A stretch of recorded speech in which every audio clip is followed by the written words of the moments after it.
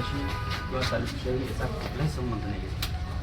आणि शहरामध्ये शांतता आजपर्यंत आणलेली आहे. हिंदू मुस्लिम तेढा आजपर्यंत निर्माण झालेला नाही, पण हा जाणून बुजून तेढा निर्माण करण्याचा प्रयत्न चालू आहे. हिंदूचे सण येत आहेत, याच्या अगोदरसुद्धा या प्रकारे कार्य केलेले आहे. त्यांनी वसमत शहरामध्ये गाई आणि बाई याचा उल्लेख करून त्यावेळीसुद्धा हिंदूच्या भावना दुखवल्या होत्या. परंतु आम्ही ह्या कोणत्याही प्रकारचा विचार न करता सलोखा नांदवण्याचं काम केलेलं आहे. आमची विनंती आहे की त्यांनीसुद्धा शहरामध्ये सलोखा नांदवण्याचं काम करावं, ही आमची विनंती. साहेब, याच्यामध्ये एक गौरक्षक आहे, यांची बदनामी व विशिष्ट समाजाला हाताशी धरून वसमत बंदची धमकी देणे हे कायदेशीररित्या तर गुन्हाच आहे एक प्रकारचा.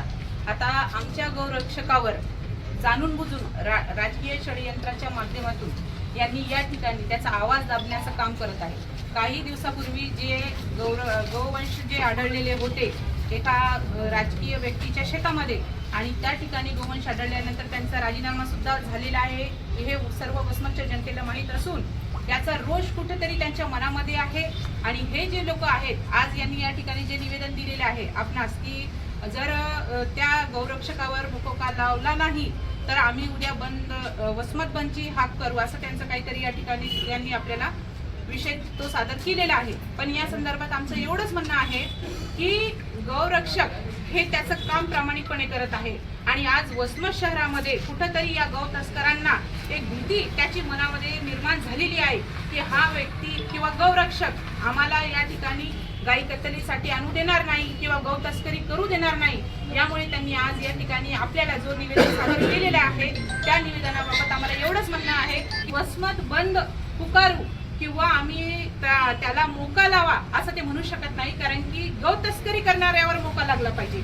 माननीय मुख्यमंत्री साहेबांच्या आदेशानुसार त्या लोकांवर मोका लावला पाहिजे. काल परवा पत्रकारावर जो हल्ला झाला त्यांच्यावर मोका लागला गेला पाहिजे, कारण की गोवंशाची बातमी तू का लावली म्हणून त्यांनी त्याला मारहाण केली होती. अद्याप त्या संदर्भामध्ये एकही ऍक्शन पोलीस प्रशासनाने काय उचलली हे आम्हाला माहिती नाहीये. आणि त्यामुळे आम्हाला हे जे गौ तस्कर आहे ज्यांनी आज निवेदन या ठिकाणी दिलेले आहे त्यांना आमचे स्पष्ट या ठिकाणी म्हणणं आहे की 18 पगड जातीला घेऊन चालणारं हे सरकार आहे आणि शांतता सुव्यवस्था अबाधित राहावी आपल्या वसमत शहराची, ते आम्हालाही या ठिकाणी वाटतं. पण हिंदू समाजाच्या भावना पुन्हा एकदा मला या ठिकाणी सांगायचे साहेब, हिंदू समाजाच्या भावना दुखावल्या गेल्या नाही पाहिजे, कुठे तेढ निर्माण नाही झाला पाहिजे असं आम्हाला देखील वाटतं. जे काही पोलीस प्रशासनांना जे काय अधिकार आहेत त्यांनी ते त्यांचे जर कोणी आक्षेप घेत असेल तर कायदेशीर त्याच्यावर कायदेशीररित्या जे काही ऍक्शन घ्यायचे ते घेऊ शकतात.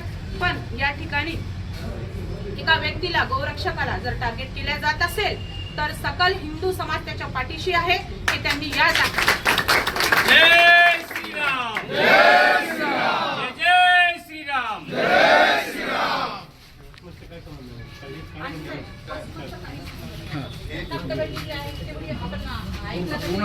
विजेंद्र भैया तुम आगे बढ़ो, हम तुम्हारे साथ हैं. एक मिनिट काय संबंध आहे पूर्णा तालुका आणि परभणी जिल्हा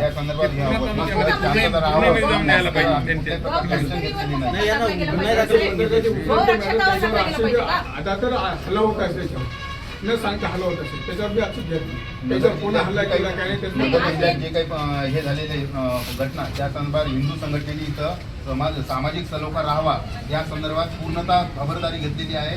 आणि कोणाला वसमतला कुठल्याही प्रकारचा सलोखा खराब होऊ नये या संदर्भात सगळ्यांनी जबाबदारी न वागलेल्या आहेत.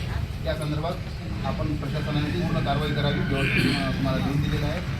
त्या संदर्भात तुम्ही कारवाई करावी. धन्यवाद.